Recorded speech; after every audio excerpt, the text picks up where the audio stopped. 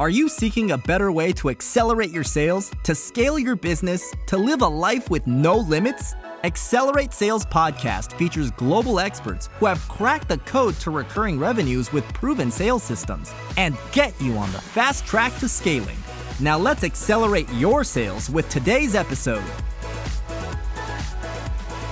Hi, I'm Paul Higgins, and welcome to the Accelerate Sales Podcast, episode number 426. Today, you're going to learn some wonderful things, but three things in particular is how Gino Wickman's EOS model can apply to your agency. The second is the 6 pillars to help you have a happy, healthy agency. Don't we all want those? And the third one is how you get 3 blogs a week and how you get the questions which are being asked by your clients that will absolutely catapult your agency. If you're a first-time listener, please subscribe. If you're a regular, love those reviews. You can get all the show notes. You can get more detailed notes. You can even get the transcription at paulhigginsmentoring.com/podcast. I'd like to thank our sponsors before we go to today's interview. The first is the Cloud Consultants Collective. So it's a free Slack group of cloud consultants helping each other, peers supporting each other on business. So it's less about technical, but on business. You can find out more at the cloudconsultantscollective.com and SendSpark. It's a great video platform for sending little videos to help in the sales cycle, and also maybe if you're doing other things with your clients. It's wonderful. You can get 6 months free at paulhigginsmentoring.com/SendSpark. So today's guest is Clodagh Higgins. Yes, another Higgins, not a relation, maybe a distant relation from Ireland, but they're a growth business coach and consultant for digital marketing agencies, particularly in the HubSpot world. And they work with Grow It Group based in Ireland, and she works globally. She's an ex-HubSpotter herself. She's worked in over 500 agencies around the world, helping them on their areas of sales, marketing, services, scaling, and growth in their business so they can deliver exceptional results for their clients and maybe for themselves as well. She wrote the book called The Happy and Healthy Digital Agency, and she hosts a very popular Agency Life podcast. What I'll do now is hand you over to Clodagh Higgins from growitgroup.com. So that's growitgroup.com. Great to have you here, Clodagh. Thank you, Paul. From one Higgins to another, delighted. From one Aussie to another. Despite the Irish accent, I am kind of 1/4 Irish. I spent 12 years there and have a passport and a citizenship. So it's lovely to reconnect. Yeah, well, True. My trips to Ireland have been a lot less, as we discussed prior to coming on. But yes, I've got a family history, and was yours Higgins as well? I think it would. Do you know, it would have been a very long time ago. And there is a statue in this, or there's a plaque in the square in Sligo, where I'm from, which is the west of Ireland. And there was a famous adventurer called Bernard O'Higgins. And then I think the name O kind of would have dropped somewhere along the lines. But look up Bernard. I think he went to Colombia or somewhere, because we had a president of Colombia over here. The ambassador was over here acknowledging him recently. So there you go. There's someone else to look up. Brilliant. Well, look, there's a few of us here, but you're my first Higgins on the podcast other than myself. So very excited. So why don't we kick off with who you love to work with and what are some of the problems you help them solve? Yeah, well, I'm a reformed digital marketing agency owner. I started one in 2008 in Sydney, closed it, moved home, opened it again in 2012. And at the same time started working at HubSpot. So I was one of the few people that had an agency as a silent partner and worked in HubSpot. And I had great time there for 4.5 years. And I was working with agency owners, hundreds of them all around the world. And for the first 6 months, they had their HubSpot and they were doing really well. And they were doing marketing and learning about sales with this product. And after 6 months, the same problems kept coming up, where they didn't know how to manage the people. And they couldn't be profitable. They didn't know how to productize their services. They were doing too much custom work. They couldn't get any retainer work. And so my kind of consulting with them moved very much into the business. It wasn't about the software, the marketing, or the sales. It was about, gee, how do we turn this around, or how do I make this a serious business and not a hobby? And I went on a journey to explore who are the agencies that have figured this out. And I figured out the ones that were successful had implemented EOS, the Entrepreneurial Operating System by Gino Wickman, but none of them were doing it in a religious sense. They were very much breaking it and hacking it to suit what they were doing. So fast forward, I leave HubSpot, that's about 6 years ago now, to work with a group of companies that were putting together the first kind of global agency called Avidly. So I was part of that mergers team. We used EOS-ish. Kind of bits of it that suited. And we brought together 3 agencies, which together are now listed on the stock exchange, one of the largest HubSpot agencies in the world, listed on the stock exchange. They're in Germany, they're in Canada, they're in the UK. And through that, I kind of learned what are the principles. There's like 6 pillars of success for a marketing agency. And when you have those 6 pillars strong, you as the agency owner can decide where you want to be. Do you want to be doing this part-time? Do you want to be doing this full-time? Do you want to sell it? Do you want to go back to building websites again and have somebody else run the business? Because really what I found was agency owners, once like any business, you start it because you love it. You might be a baker, or you're in the marketing world and you go, God, I love working with clients and getting them results. When you run a business, you're very rarely doing the thing that you love, unless you set the business up around you so that you go back to doing what you love, and that you have people managing your team, doing the HR, doing the finances, running the operations, running the services, checking on the clients. So that's really kind of the short version of a long story of how I got into working with agency owners. And an ideal, most of the time, people will come to me in a bit of a state.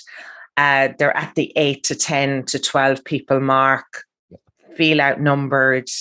The staff is asking them for things that they really don't care about, like HR, career plans, holiday plans, benefits, stuff that they, as an entrepreneur, have never set up for themselves, that are not personally interested in them. We're not motivated as entrepreneurs about what's our career plan. We don't care. We know that we'll be fine and we'll figure it out and we'll go and learn the new thing. But employees in our business, they need a different structure, and we need to give them that so that they can feel secure and safe and have a plan, and they like to know where they're going.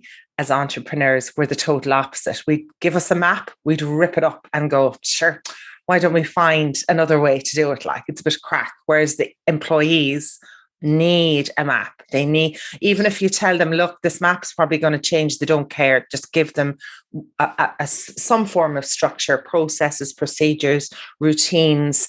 They love the confines of that, to help them be productive in their work. And yeah, they might nudge the corners of that map or break out in those processes and procedures, but without having those boundaries, you have a very, very difficult business. So an ideal fit is someone who's like, I can't break the million mark. So I help people break the million mark. I help them get out of that single digit profit, which is just a spiral.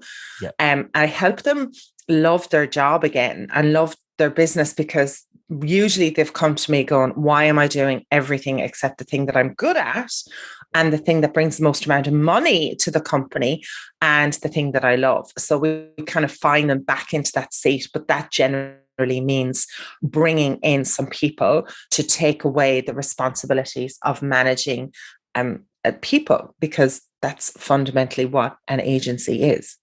Yeah, look, great summary. And we're going to get to the 6 pillars in a moment, but let's just go back to, you said the, EOS traction, Gino Wickman, who one day I know will come on the podcast. So I'll, refer to this episode when he does, but just give us a 2-minute overview of what does it mean if I'm an agency owner, or you're an agency owner now listening to Clodagh, what does it really mean? So it's a business methodology that gives any business, whether it's a bakery, a cafe, an agency, a marketing department inside a large multinational. It has a whole series of processes that basically helps you manage all the areas of your business. So the vision, what is your 1-year plan, your 3-year plan? They're the most important things for an agency. What are your numbers? You have to be looking at your numbers, your cash flow, your profitability, your utilization rate, your customer happiness. It's got everything to do with all of your processes and procedures. Like, how do you actually run this business? Is it repeatable, or are you making things up every time you do it? All the things that helping you analyze the people in your business. Your core values are, when you meet someone and you click with them and you don't know why, because they could be from a different background, different country, but when you click with somebody, it's generally because you have shared values with them. And those things are very important when you're working with people in a business. So your shared values and how to measure people against them. And it sets up a series of important meetings, because usually people roll their eyes when they hear meetings. They go, oh, meetings. Yeah. But important meetings. Yeah, they see, and this is a lot of agency owners are ex-corporate. So They rebel against anything corporate, and that's not the way to do it. If you had this one level 10 meeting, which is the management meeting, the operational, talking about the business from, the helicopter view. And if you just did that for 1 hour, 90 minutes a week, that's it. That's your corporate bit over. You can go back to all the other things that you rebel against corporate, but the level 10 meeting is a game changer. And it helps you stand back and isolate. We need to fix that. Let's make a decision about that. Why are our numbers in the red for these three things? We better fix those before things get out of control. And it's phenomenal. It's a bit like going back to the gym for the first few weeks. Those using those muscles, it's sore, it's uncomfortable, you feel like giving up. But if you can stick through it within eight level 10 meetings, you have a brand new business that you love again, and that you can see the possibilities in. Yeah, brilliant. Well, there's lots of resources. If you look at Gino Wickman, will have the links as well, but there's lots and lots of resources where you can go and find more. You've probably heard from not just from Clodagh, but from other people about it, but that's a great summary of what it is and the importance of it. And I must admit, I was a bit like that when I left corporate. It was like, anything. It was like the first thing I did was I will never touch a PC again. I'll never deal with Microsoft again. I just had all this list of things I'll never do. And you realize that actually there's some brilliant things that you learn in corporate. Like for me, Coca-Cola was actually a brilliantly run company. It just didn't have a great product, right? Or the product was, a sugar in a can is not that sexy, right? Dubious. Correct. But, and especially if you've got a kidney disease like me, 30% of people are on dialysis because of sugar, and you're working for the devil, right? But there's some really good things, and I think same with EOS and other platforms like the E-Myth. He's similar, that baker to the bakery. I think it's really important to make that change. Now, you talked about the 6 pillars, right? So I know we're all dying to hear what these 6 pillars are. So take us through them. Yeah. So first of all, the first pillar, again, which gets kind of neglected, is people. You've got to start with the people. Have you got the right people in the right seats? So you might have great people, but they just they don't get the job. They don't have the capacity for the job. They don't want the job, but they're a good person. And a lot of agencies, in their agency owners, they're charismatic, enigmatic people. They're loyal. They love the underdog. They want to give someone a chance. So you find in agencies that they have these incredible people who've been there for a long time, and you go, sure, Jimmy, he's great at social media, and he's also good at a bit of SEO and a bit of websites, but Jimmy doesn't really he doesn't complete a particular role. And so, but he's been with us since the beginning. And what we need to do is find, well, what's Jimmy really good at? What does he want to do? And in some instances, we uncover that Jimmy's been running a YouTube channel for gaming and he's brilliant at it. And we're like, why isn't he doing our videography? Yeah. Oh, well, we never asked him. So that's kind of one of the things that we do. So we start off with the people, and the big thing with entrepreneurs is they don't realize that the employees want to work with the entrepreneur. Yes. They don't need to work. They can go and get any job. When you're an employee, any job will do. Like, you choose who you want to work with. As an entrepreneur, they need the employee. They don't have a business, and they don't get this. They kind of go, but sure, they're working with me. And it's like, but because they want to work with you, but you have to give them what makes them best. So we start off with people, and then we look at the strategy of the business, where is it all going? We look at growth, our finance measures, and that's kind of the 3 starting points generally in the management that they have to look after. Yeah. Then you go specifically into an agency, which is where my book, Happy, Healthy Digital Agency, takes the foundation of EOS and builds on it. And that's when you get into the services. You look at the services pillar. Are we doing fantastic work that gets good results for clients in a timely manner that's profitable? And if you're not, you don't have an agency. Yeah. You've got a new surrender deck, basically. It's only a matter of time. And then you look at what is your marketing strategy to bring in your leads, and what is your sales strategy to close them. And those are the 6 pillars. Brilliant. Great. Well, I know we could dive into lots of them, but why don't we dive into the last one, which is sales, because obviously the podcast is called Accelerate Sales. I teased that up for you, Paul. Yeah, you laid it down beautifully, as a true Higgins would. So you've got, you've got great experience on both sides, right? You've worked in agency land yourself. You've worked for HubSpot, and now you're helping agency owners. So you've got the trifecta. It's a great circle of knowledge. You're sitting here, you're listening to Clodagh, and you think, God, I can't get out of delivery. I'm stuck in delivery.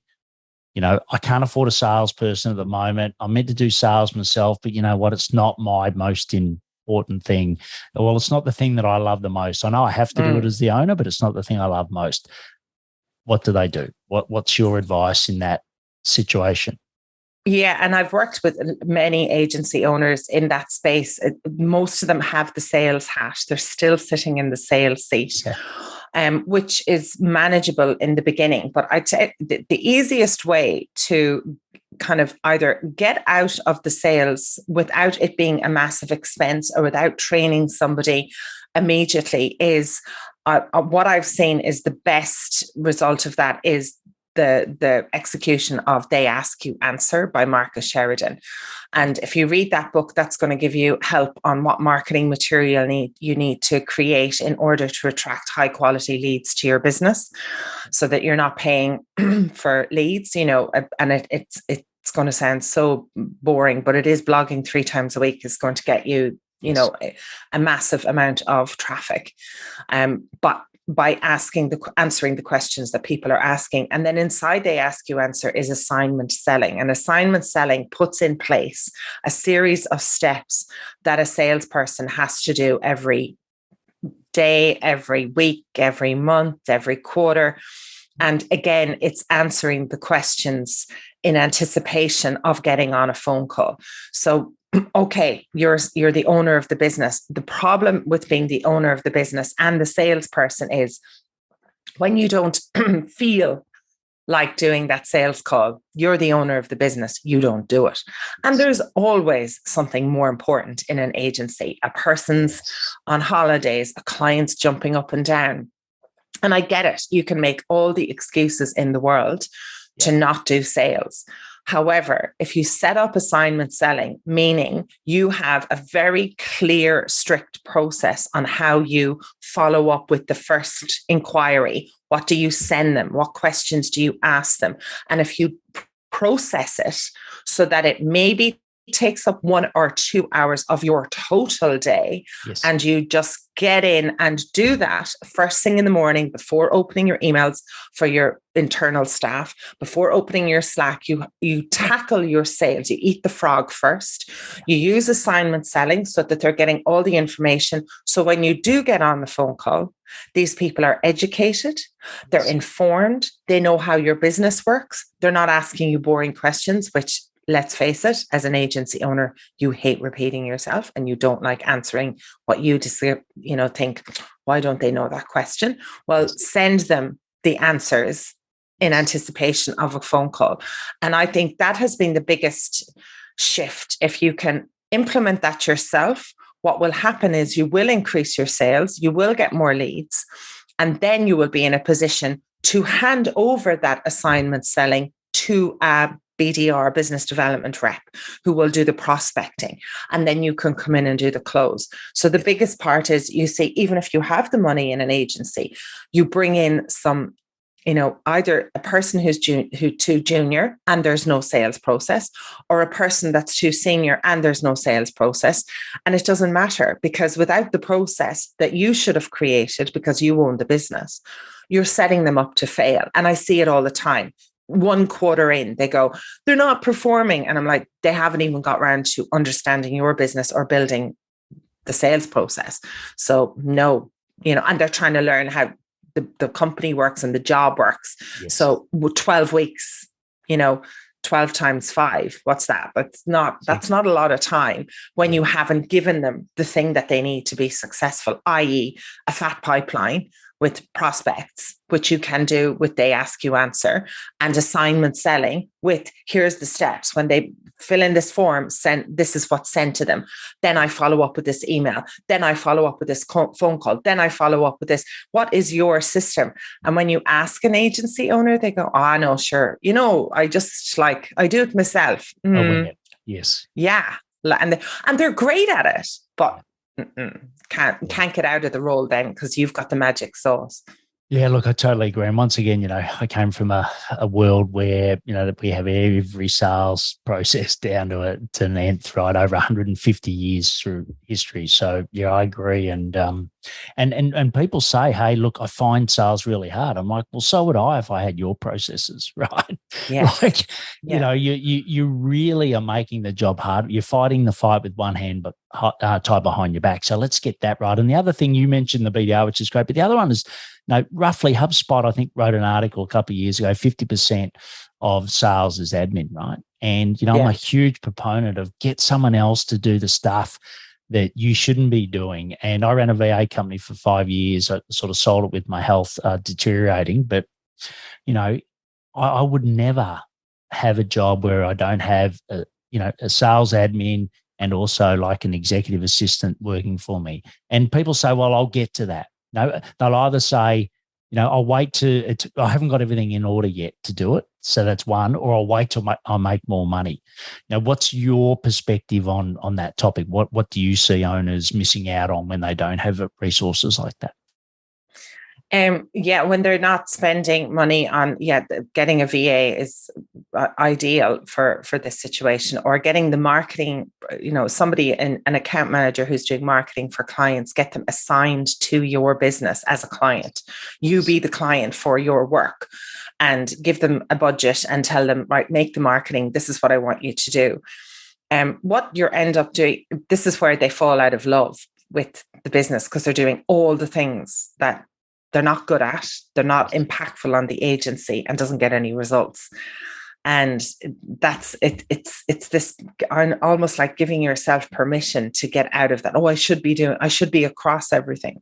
No, you should have really, really smart people, better than you at certain things, offering you solutions and doing things for you. And without a doubt, because that's what wears them down, is coming in and going, oh, I have to deal with all of this, as opposed to being energized and dealing with the things that they're really good at. Yeah. And the flip side, right, from the team perspective, like if you've got lots of ideas, the team are like overwhelmed. It's like, well, hang on, there's a new idea every minute, and that doesn't work either. So that's where I think the EOS system really gives that consistency. Yeah. And for, oh, sorry. That's a huge one. Again, I run an agency. I'd learned a lot. I've learned a lot with HubSpot, but it was only when I left and started working with this merger, the first merger that we did with Grow It Group, did I realize that this shiny, the shiny object syndrome that not just agency owners, but a lot of entrepreneurs have, is wearing your team down. So another common complaint I hear from agency owners is they're not excited about my new idea. And I'm going, right, let's break it down. How many ideas have you had in the last 6 months? And they'll tell me, and I'm going, and how many of those ideas actually got to fruition? And then they'll go, sure, you know yourself, like I had this idea about a new service, but when we started looking into it, I realized that it wasn't going to be profitable. So I pulled it because that's a good business decision. And I go, yeah, absolutely. However, what you need to do now, and I have all of my clients on a very strict diet when it comes to this, if they have a new idea, they are not allowed to discuss it with the team until they go through a 26-step questionnaire that I have given them on how to set up a new service for your agency. And basically what that does is it answers all the steps of if you have a new product, say you just want to launch a new product, a new LinkedIn service or something. And once you go through all the questions before you open your mouth to your team, number one, you will see if it's a go-to-market, because if you can complete all the 26 questions, then you definitely have a new service that you can implement. You now have a blueprint to give somebody on your team going, we're launching a new service and these are all the steps. And the employee loves that. The start, the middle, the end, they can get stuck into it and off they go. And then you can see. So I have very strict rules on new ideas. They go through this. Now, what happens is an agency owner goes, oh, sure, I didn't get around to finishing that. And I go, exactly. And that's just the form. If you couldn't finish the form, you're certainly not going to do the service. So that works in a very good way. And I've heard it then from employees on the other side. They go, oh, he had a new idea. It was brilliant. He gave me the plan. I executed on it. And now we have this new service and it's running really well and it's profitable. So yeah, it's again, just capturing the both. We don't want to stop the new ideas from the agency owner. You're very charismatic. You're seeing things, you're future think, you're innovative. You've got your finger on the pulse. We don't want to stop that, but we actually have to bridge the gap. What does the employee need? A plan. What do you not have in your head? A plan. So let's find you, get it out of your head. And of course, it's going to be uncomfortable to answer the 26 questions, but no more uncomfortable than the person on the other side who's just getting bored of you and your half-cocked ideas, because that's really how they listen to them. So if you have in your team where you're feeling people, why aren't they getting excited anymore? I keep bringing these amazing ideas to them. Well, ask yourself the question, how fleshed out were they? And when did you actually let an employee finish from the beginning a project that you had an idea without pulling it because you got bored, they weren't quick enough, or you thought it wasn't going to make any money? Yeah. Or the next idea came. The next idea came and you were off sending them down another rabbit hole. Yeah, I think that's brilliant. Like it in the co-company, we had a stage gate process for all of our new product development. And, I think it's a very similar thing to what you just said. And look, it's brilliant. And I think it's the same with clients, right? Like if you look at, so often people are so fixated with getting new clients. It's like, well, it's a bit like the projects you already got running, right? i.e. your current clients. So, as a rough rule of thumb, I normally look at 4 key strategies to drive growth in a consulting business, which is, let's say we're all B2B services businesses. And, one is new clients. The second is your SaaS partner. The third is, some form of outbound, which is like LinkedIn. And you can, and I'll keep inbound a little, and I'll ask you that question in a sec. And then the other one is some strategic partners, right? They're the ones where you can get one-to-many sales. So they're the 4 that I normally go with, but I always start with the network and referrals first. What about for you? What have you seen as some of the best source of leads or the best, pillars for a sales strategy under your 6-pillar concept? Personally, for me, it's podcasting, because people will hear me and hear my style and hear my direct, kind of how I talk and my clear language. And I'm not fluffing around, and I'm going to tell it like it is, because that's how I'm going to work with you. I'm not going to let you away with blue murder. I'm going to give you something to do. You're going to do it because you know that I'm going to be on your tail. So I think sharing and the personality and sharing, that's really important to, as an agency owner, to get out there and do interviews so that people can hear you. hear about your culture, your results that you get for clients. I think that's really important. But I've just seen huge results with agencies implementing They Ask You Answer. I've had one agency that completely pivoted. They dropped all their marketing services. They moved completely into integrations. So that meant they had a brand new website. They launched it in 2 languages because they wanted to capture the Spanish market as well. And by blogging 3 times a week, they have exploded and answering the questions that the customers are asking, all the boring stuff. Like, it's not about fancy. It's about what are the questions in your sent items that you are constantly answering for clients. Blog them, put them out on the front, put them in the frequently asked questions. And this agency has blown up both their English and Spanish. So traffic is through the roof. Leads galore, qualified leads, because they're leads for the questions that their customers are asking constantly. And instead of the answers sitting in their sent items, the answers are sitting on their blog, they're out on their social media, and they're on their frequently asked questions. Yeah. So for me, it's They Ask You Answer is just, and that book is, I think it's on its 2nd revision, and it's well over 10 years old. And it's evergreen, and I'll still be talking about it probably in another 10 years. Yeah, great. And we'll get all the links and put that into the show notes for the book. Yeah. Just on that, with the blogs, I think it's fantastic. If you had many agencies that have had success with YouTube, that using that versus the blog strategy is an example. Yeah, even 100%. And I would say to agencies all around the world, especially if you're in the HubSpot community, repurposing the HubSpot Academy, like taking HubSpot Academy videos and recording them with your own additions in there, because agencies now are doing onboarding for HubSpot. So HubSpot knows that they need agencies so much to do their onboarding, to help them with the new clients. So this is a huge opportunity for agencies to take any of the videos that HubSpot have done and re-record them in with your agency flair, with your language, with your accent. A massive opportunity. Yeah, I've had an agency in Quebec that I've worked with for a very long time, and they've built their own academy in French Canadian, and it's a game changer in their business. Yeah. Look, I must admit, we've got some brilliant people in our community, Cloud Consultants Collective, that have done well with YouTube, different platforms. So ClickUp, Pipedrive, Airtable, etc. But the leads that they're generating, and like you said, it's mainly user-based questions, right? And the users being, i.e., the companies that are using it, not individual users. But I think that's fantastic. And for you, I don't know.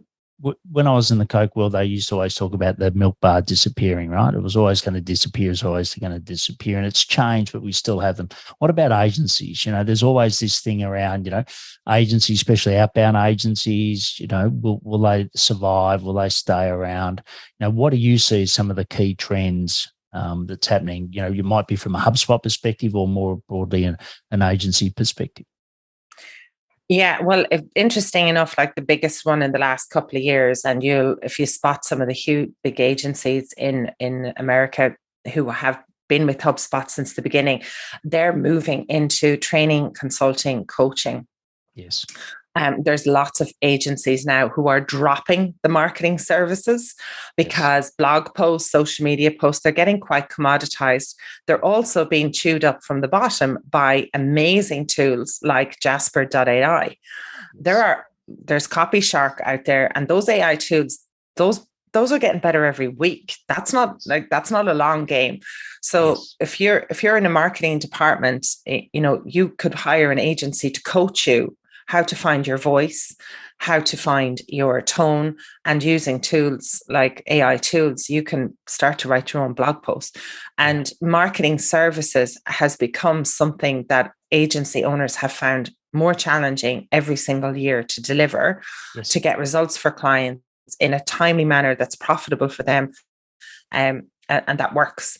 and for both sides. So that's become a big challenge. Where I see the big shift is going into coaching, consulting, education, training, creating academies, creating learning centers. A lot of companies are bringing their marketing in-house. I say to agencies, what a great opportunity to set up. We'll onboard that person for you. We'll do a 12-week program. We'll meet with them, 3 times a week. We'll give them study and homework, and then they will be up and running. Yes. Don't you lose that opportunity of people bringing their marketing in-house. Help them, do their strategies for them, do their onboarding for them, do their training for them, help get them set up. And then the other one is integrations. We're going to come around. Well, who knows what's going to happen? It's another round of challenges in the world of challenges. Every single week, there's another challenge. But attaching agencies that attach themselves to the sales number, they're the ones that are going to survive this, because if you can help show a company that you can improve their leads, their quality of leads, etc., you're in a totally different place for that.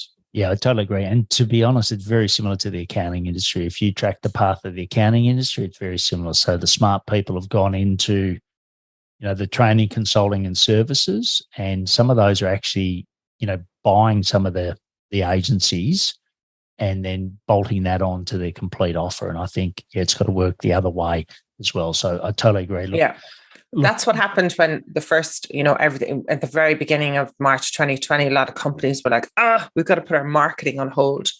And what happened with the agencies that went, we agree, but what are we going to do about your sales system? Because your reps can't go out on the road. Have you got enough marketing material for your reps to set up? Are they proficient on video? Are they proficient on Zoom? And the agencies that capitalized and helped their clients transition into an online sales operation, they're the ones that have just surpassed, and rolled out everything. And that will be the same for whatever happens next. Yes. Yeah. Look, I totally agree. And look, for all the clients that I work with, like as an example, like, look, 3 years ago, I could do a post on LinkedIn and, just clients would, fall into my arms. Now I've got to be a lot more better. Well, I've got to be better, and my clients are getting better at, doing really good outreach, because the relationship outreach is working now. Whereas the content, the free kicks and content, I'm not saying stop it, but they're just not getting the results that they did. But I think if you're using YouTube and blogs and being smart about that, I think that's a different thing. But look, we could talk for hours, right? It's not just our names; we've got very similar interests. We've got lots of clients.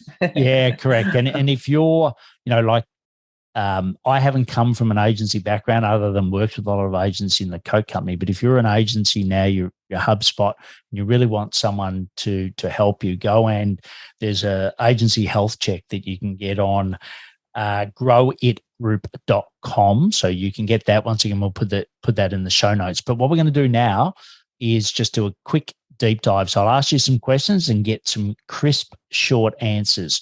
Are you ready for that? Yeah, go first. All right, cool. So the first one is your sales habits. You talked about sales habits of other people in the assignment model, but what are your daily sales habits that help you get sales?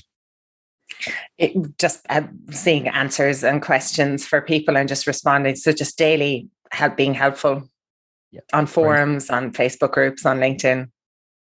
Yeah, great. And for you, around how you get your clients, what's the best way for you to get your own clients? It's doing podcasts like this. They just listen. I just make sure that I have a podcast interview, and I do my own podcast as well. So just talking. Yeah, brilliant. And we'll also have the link to that, and also the book. I think it was Happy, Healthy Digital Agencies. Is that right? That's right. Yeah. Yeah, great. So we'll have that in there as well. And if you could grant yourself one wish for your business today, what would that be?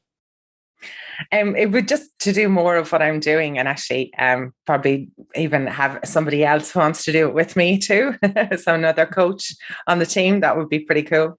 Yeah, brilliant. Well, we'll see what we can drum up in the community. And the last one, right, is, given everything you know now from, like I said, those 3 legs to the stool, I suppose, for agencies, what would you have wished to have started earlier?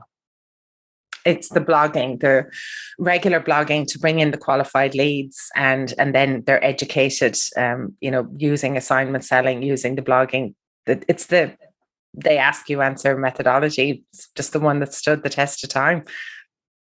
Yeah, wonderful. Look, it's been awesome having you on, not just because of your surname, but the quality of answers you've given and what you do for the agency world, in particular the HubSpot agency world. And I'm sure that we'll have you back again. So, great to have you on, and Absolute enjoy pleasure, the sunshine Paul. in beautiful Ireland. Thank you so much, Paul. Pleasure. What a great interview by Clodagh. I know that, she's a Higgins, so I shouldn't be surprised. But no, it was wonderful. And I really love then when she sort of talked about the swing of agency services, and particularly in the content space. And, I think your business model is something that I always bang on about. But yes, it's very important to get that business model right and think of what services I'm going to provide in the future, given the changes. Like I said, it's no different to the accounting industry. Why don't you share some of the great learnings that you got on LinkedIn, and just mention Clodagh?